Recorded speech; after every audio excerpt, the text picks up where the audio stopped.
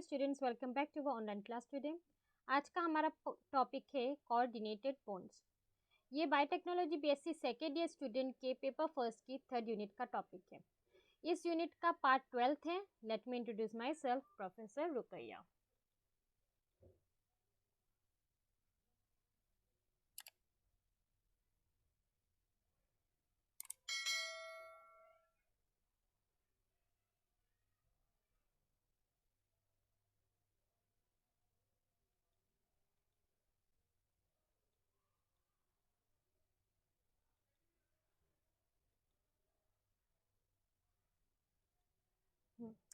Okay, आज का हमारा टॉपिक है कोऑर्डिनेटेड बॉन्ड। कोऑर्डिनेट बॉन्ड क्या होते हैं? कोऑर्डिनेट बॉन्ड का मतलब ये होता है समन्वय बांध।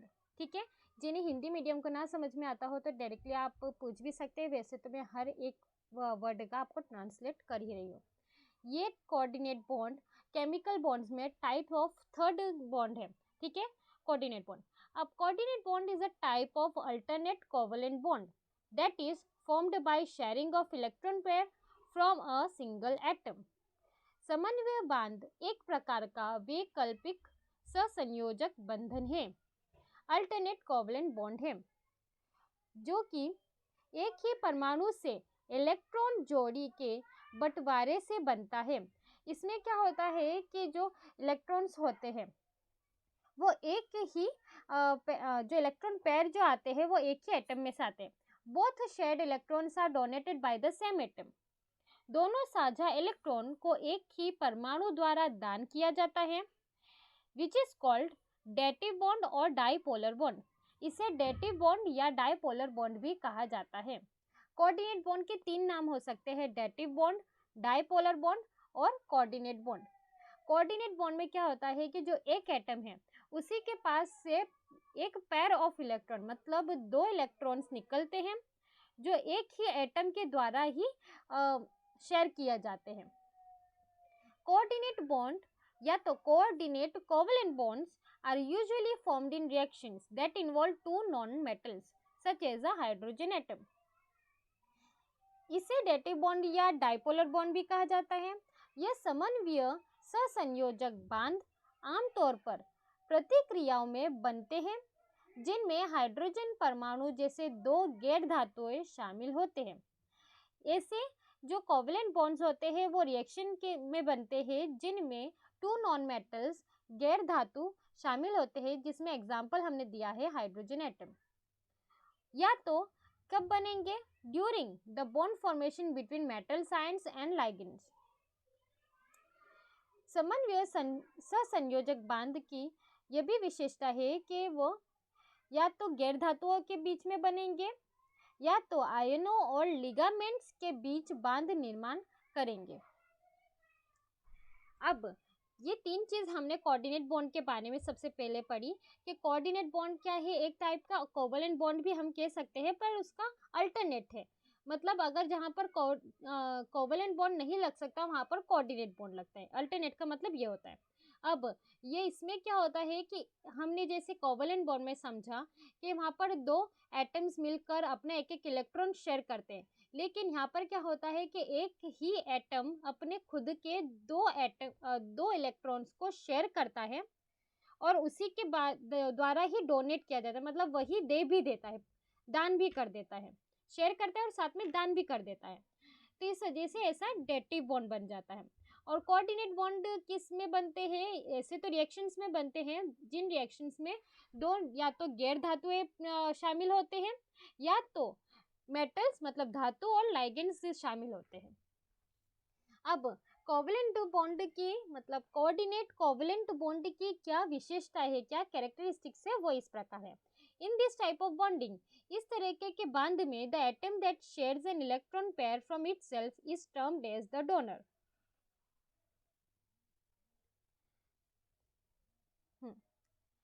समन्वय सहसंयोजक बांध की विशेषता इस तरह है कि बॉन्डिंग में खुद से इलेक्ट्रॉन की जोड़ी शेयर करने वाले परमाणु को डोनर की संज्ञा दी जाती है, मतलब उन्हें डोनर कहा जाता है। वो एटम जो अपने दोनों इलेक्ट्रॉन्स मतलब पेयर ऑफ इलेक्ट्रॉन्स को शेयर कर रहा है तो उसे डोनर कहा गया है। The other atom which accepts this shared pair of electron is known as receptor and acceptor. और वो एटम जो कि इन दोनों पेयर ऑफ इलेक्ट्रॉन्स को एक्सेप्ट करता है, अपनाता है, ऐसे एटम को एक्सेप्टर और रिसेप्टर कहा जाता है. The bond is represented with an arrow. बांध एक तीर के साथ प्रतिनिधित्व किया जाता है, which pointing towards the acceptor from the donor atom, जो दाता परमाणु से स्वीकारता की ओर इशारा करते हुए दिखाया जाता है. इसमें क्या हम बताते हैं कि ये जो एरो है, ये जो तीर बताया है, वो तीर एक्सेप्टर से डोनर की तरफ जाता है. डोनर से एक्सेप्टर के मतलब जो एटम अपने इलेक्ट्रॉन्स दे रहे हैं वहां से शुरू करके ये जाता है वो एटम की तरफ जो इलेक्ट्रॉन्स को एक्सेप्ट कर रहा है. आफ्टर शेयरिंग ऑफ इलेक्ट्रॉन को शेयर करने के बाद electron pair each atoms get stability. जितने भी इलेक्ट्रॉन्स होते हैं उनमें स्टेबिलिटी आ जाती है. This type of bonding is central to the Lewis theory. इस तरीके के जो बांध होते हैं वो सेंट्रल थ्योरी में के बीचों बीच माने जाते हैं, क्योंकि इस प्रकार की बॉन्डिंग लुईस सिद्धांत के लिए केंद्रीय है. ये सिर्फ लुईस थ्योरी पर ही आधारित होती है. Getting a good understanding of coordinated covalent bonds. अगर हमें समझना है कोऑर्डिनेट कोवलेंट बॉन्ड्स कैसे हैं, can help in properly designing complex organic molecules. समन्वय सहसंयोजक बांध की एक अच्छी समझ हो रही है ठीक से जटिल कार्बनिक अणुओं को डिजाइन करने में मदद कर सकते हैं. इनसे हम आराम से जो भी कठिन अणुओं होते हैं जिनको कॉम्प्लेक्स कहा जाता है उनको हम आराम से डिजाइन कर सकते हैं. अब कोऑर्डिनेट बॉन्ड के कुछ डायग्राम इस प्रकार है. we have given a simple diagram of a coordinate bond. समन्वय बांध का एक सरल आरेख दिया गया है, ये वाला है. The bond is shown by an arrow which points in the direction where an atom is donating the lone pair to the atom that is receiving it. बंधन एक तीर द्वारा, ये रहा, तीर द्वारा दिखाया गया है जो उस दिशा में इंगित करता है जहां एक परमाणु उस परमाणु के एकमात्र जोड़ी दान कर रहा है जो इसे प्राप्त कर रहा है. समन्वय बांध उसको दिखाया गया है. ठीक है. एग्जाम्पल, कोऑर्डिनेट बॉन्ड के एग्जाम्पल में ये वाला एग्जाम्पल दिया गया है, फॉर्मेशन ऑफ अमोनियम आयन. देखो ये वाला आपको पहले तो डिजाइन समझाते थे, इसमें हमने NH4 लिया. अब NH4 में क्या हुआ कि जो नाइट्रोजन होता है उसके ना 4 इलेक्ट्रॉन्स तो शेयर हो गए. ओके, इस तरीके से कोवेलेंट बॉन्डिंग से 3 इलेक्ट्रॉन्स तो उसके शेयर हो गए, 1 2 3. लेकिन अब उसके पास बचा है पूरा का पूरा एक इलेक्ट्रॉन पेयर, मतलब जिसमें 2 इलेक्ट्रॉन्स हैं. अब उसका वो क्या करे, जबकि उसको तो सिर्फ NH4 ही बनाना है, उसको NH5 थोड़ी बनाना है. तब वो करता है अपने ऊपर के जो लोन पेयर होता है, ठीक है, उसके जो लोन पेयर है, ऐसे 2 इलेक्ट्रॉन जो किसी के साथ भी पैड नहीं है, उस लोन पेयर को वो पूरी तरीके से प्रदान कर देता है, मतलब दान कर देता है हाइड्रोजन को, जिस कारण नाइट्रोजन पर पॉजिटिव चार्ज आ जाता है और वो डोनर बन जाता है और हाइड्रोजन एक्सेप्टर बन जाता है और ये यहाँ पर कोऑर्डिनेट बॉन्ड बन जाता है. फॉर्मेशन ऑफ अमोनियम आयन में भी ऐसे ही होता है. The nitrogen atom in ammonia donates its electron pair to the empty orbital of H positive ion, thus nitrogen is donor.